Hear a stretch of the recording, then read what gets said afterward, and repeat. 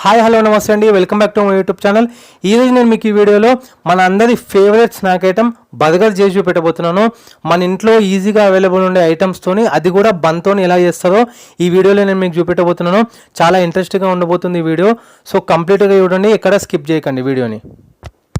ఎవరైనా ఛానల్ని కొత్తగా చూసినట్టయితే సబ్స్క్రైబ్ చేసుకోండి, పక్కన బెల్ ఐకాన్ క్లిక్ చేయండి, సో దట్ మేము పెట్టే వీడియోస్ మీకు నోటిఫికేషన్స్లో వస్తాయి. ఈ వీడియో కనుక నచ్చినట్టయితే లైక్ చేయండి, షేర్ చేయండి, కమెంట్ చేయండి.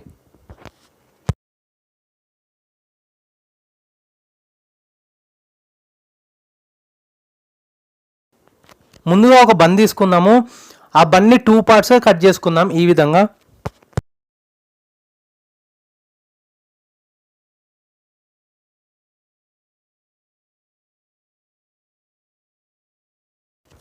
చూడండి, బన్ని ఈ విధంగా కట్ చేసుకున్న తర్వాత ఒక ప్యాన్ తీసుకోండి.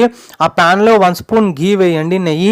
ఆ నెయ్యిలో ఈ కట్ చేసుకున్న బన్స్ని లైట్గా ఫ్రై చేసుకుందాము. ఎందుకంటే ఫ్రై చేయడం వల్ల క్రిస్పీనెస్ అనేది వస్తుంది, బన్కి మెత్తగా ఉండదు. అండ్ మనం తినడానికి కూడా చాలా టేస్టీగా ఉంటుంది ఇది.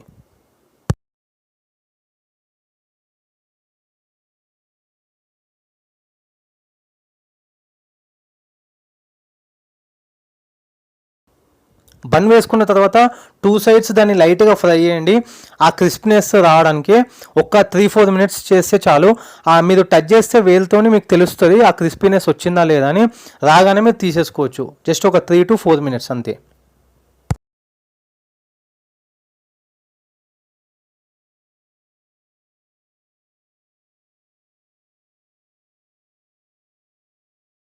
ఇప్పుడు బన్నీ లైట్గా ఫ్రై చేసుకున్నాం కాబట్టి నెక్స్ట్ ఒక తవ్వ తీసుకోండి. ఆ తవ్వాలో లైట్గా ఆయిల్ వేద్దాము.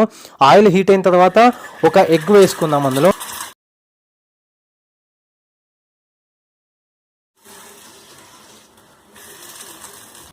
ఇప్పుడు ఎగ్ కంప్లీట్ అయిన తర్వాత దానిపైన లైట్గా ఉప్పు, కారం, మిరియాల పొడి చల్లుకోండి.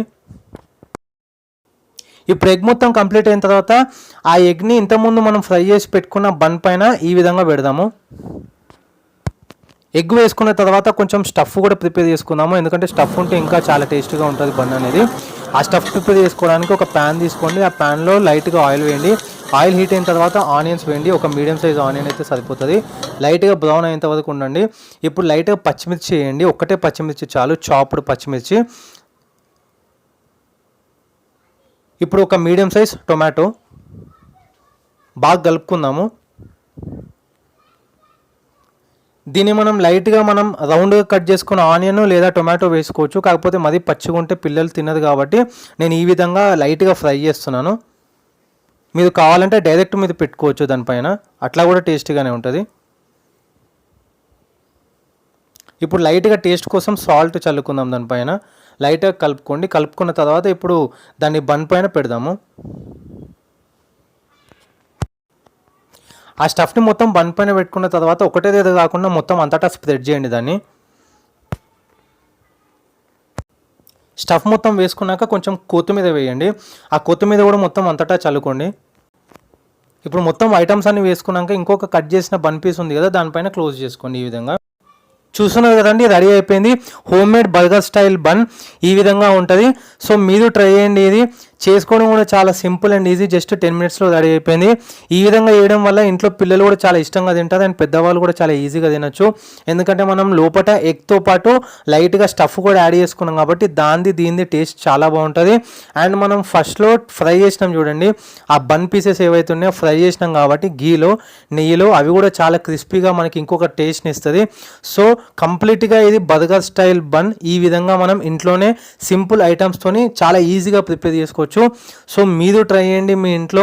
అండ్ ఇది కంప్లీట్గా హెల్తీ స్నాక్ ఐటమ్ పిల్లలకు కానీ పెద్దలకు కానీ. ఎందుకంటే ఇందులో మనం వేసుకున్న ఐటమ్స్ కూడా మనం రెగ్యులర్గా యూజ్ చేసే ఐటమ్సే కాబట్టి ఇందులో ఎక్కడా జంక్ ఫుడ్ అనేది లేదు.